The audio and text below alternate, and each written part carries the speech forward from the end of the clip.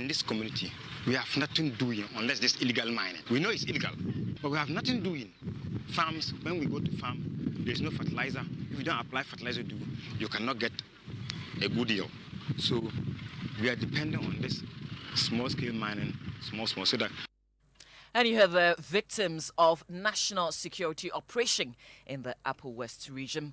The minority group in Parliament has set 5 demands, or they have set 5 demands as condition for approving the 2022 budget presented by the Finance Minister last week. The budget was rejected after the majority side walked out in a dramatic evening on Friday. The minority, led by Haruna Idrisu, have issued a statement on their conditions, and Winston Amor joins me with details of that. Winston, what does the statement say? Before we get to the statement itself, yes, it says that, look, it is Ghana's day of shame that the majority failed to stand their ground and be counted as those who seek to impose killer taxes on our already suffering citizens. And these are the 5 demands of the minority.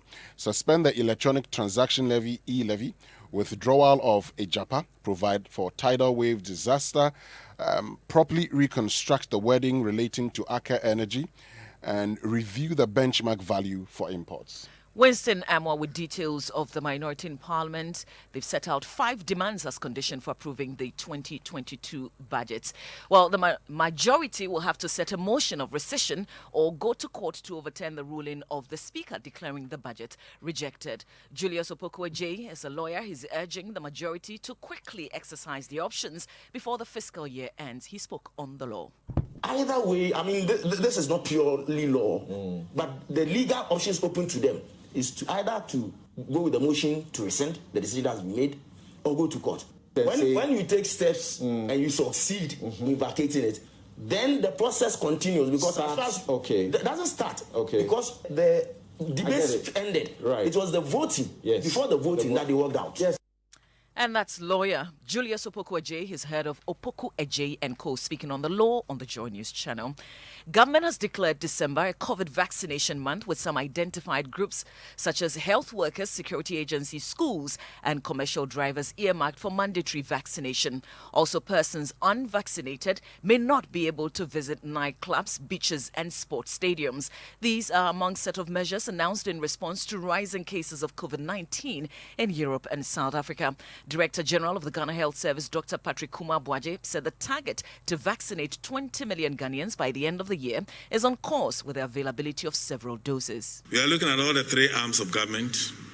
All health workers have been given the opportunity to vaccinate, and they stay in a very strategic position that either they can share among themselves or give to their patients. So that's why we prioritize that. All security personnel will be covered. They should be vaccinated. All staff and students in secondary and tertiary schools should be vaccinated. Started last week, Friday. All workers in government institutions and parastatals, all commercial drivers and their mates are expected to be vaccinated at the end of that. Includes nightclubs, beaches, sports stadium, and restaurants for indoor dining. And these are areas that you mean that you need to be vaccinated before you can go into these venues. Well, some European nations, including Australia, Netherlands, have gone into lockdown, while some have banned flights from some southern African countries because of the new variant.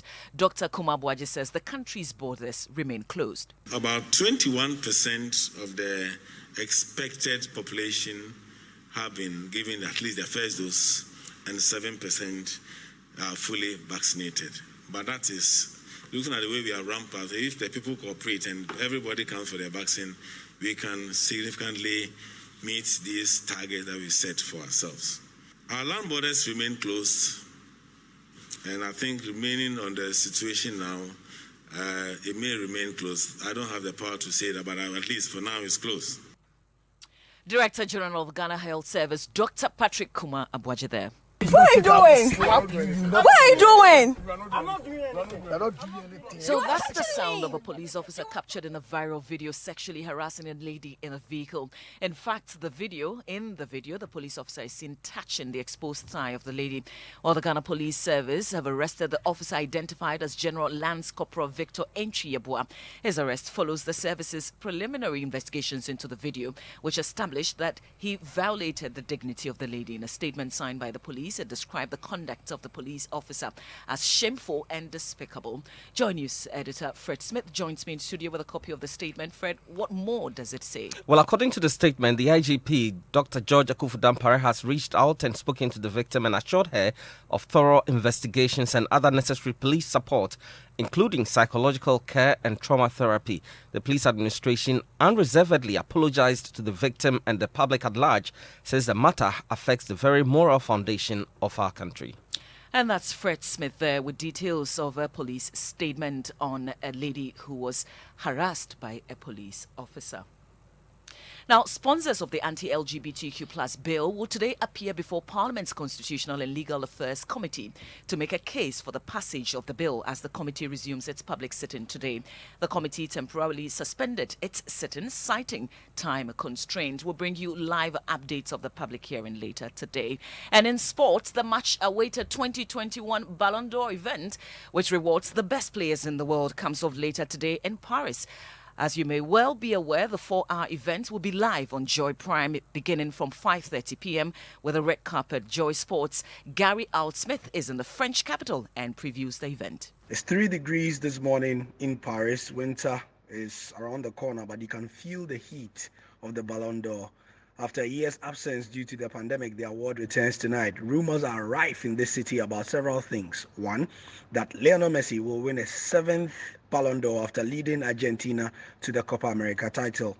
Most of my sources here suggest this will happen, and yet there's a feeling that Bayern Munich's Robert Lewandowski, who would have won the award last year had it happened, has done enough over the last 2 years to get some poetic justice. Gary Altsmith in Paris. Catch all the action 5:30 p.m. on Joy Prime, the 2021 Ballon d'Or event. And that's it for the news at 6. Our top headline this hour: National Security steps up operations in the northern sector of the country together with security operatives from Burkina Faso and Cote d'Ivoire to deal with jihadist insurgents. There's more news on myjoyonline.com. My name is Mama Views.